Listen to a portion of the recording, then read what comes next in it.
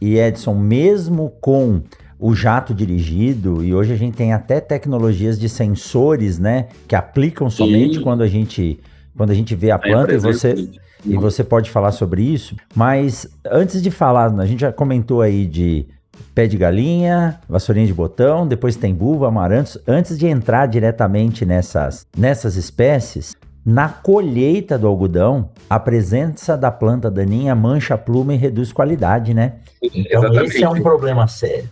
Esse é um ponto bem importante, né? Porque quando a gente fala dos impactos das plantas daninhas para as culturas, a primeira coisa que a gente lembra, e claro, é a competição. Né? Então você tem competição por luz, por nutrientes, por espaço, enfim, isso impacta em produção.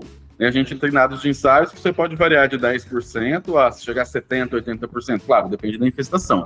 Que não talhão, em via de regra, pode chegar a 20%, 30%, porque geralmente essa planta daninha está em reboleira, a hora que você dilui pelo talhão, você não tem aquele impacto todo. Quando você avalia aquela reboleira, que tem uma infestação mais alta, é que você chega nesses patamares de 70%, 80% de perda de produtividade. Esse é um ponto. O segundo ponto, que é o que você comentou, que é o impacto da planta daninha no produto, a qualidade do produto final, que eventualmente a gente tem algumas coisas em soja e milho, mas no algodão é muito forte, né? Porque como você comentou, você tem a presença de plantas daninhas durante o ciclo, tem lá todo o impacto em relação à competição e perda de produtividade, mas no momento da colheita, você ter presença de plantas daninhas, você tem questão de um leiteiro, por exemplo, que você corta o caule. Isso foi um problema muito sério no algodão convencional, na época que os produtos, né, os ALS não controlavam isso lá no algodão convencional. Então a máquina passava colhendo, cortava o leiteiro, ele soltava aquele látex, e aí o látex com a poeira do processo de colheita aderia na pluma ali, depois era um problema na hora da limpeza. A gente tem presença de parte de plantas daninhas, ou algumas plantas daninhas como um capim carrapicho,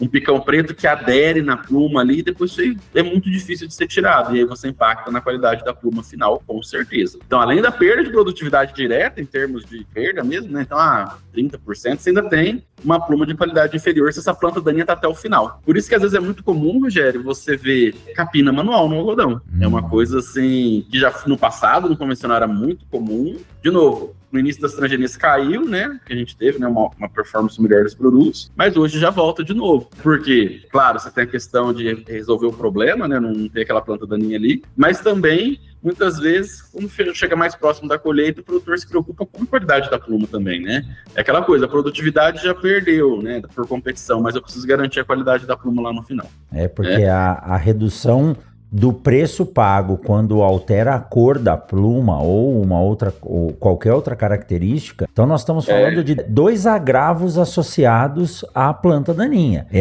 eu ainda vou falar um terceiro ainda, que na verdade, que a gente acaba se esquecendo, porque foca muito no primeiro, e aí a gente quer dar um pouco mais no segundo, mas o que a gente se esquece também é que essas plantas daninhas são hospedeiras de outros problemas.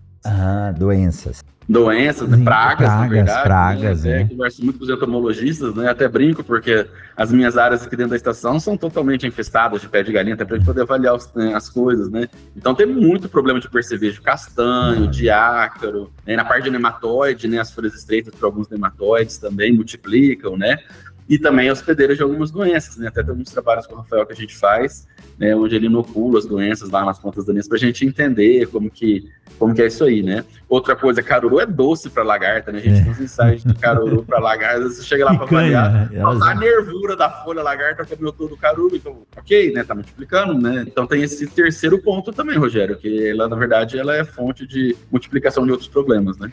Olha só, o percevejo tem se mostrado um problema sério na produção de sementes de soja, tem se mostrado um problema sério quando não bem manejado na cultura da soja, ele causa danos imensos no milho e no algodão aí a gente também tem... E sim, nós estamos falando de problemas sem falar no algodão como uma planta voluntária, como uma planta que acaba que quando ela vira uma voluntária, ela é uma planta daninha, na verdade. Né? Que é o desafio de controlar uma voluntária de algodão dentro da soja, por exemplo, né? Então você também tem outros problemas associados aí, ou uma soja dentro do algodão, enfim, né? A gente tem que lembrar que as voluntárias também, né, na safra seguinte não deixam de ser uma planta daninha também, né, que a gente tem que manejar, né? Bom, eu vou recalcular a rota aqui, ou eu vou mudar o nosso horário para 2h40 de podcast, ou nós vamos fazer uma série, Edson, falando aí dentro das diferentes estratégias de manejo. Mas vamos lá.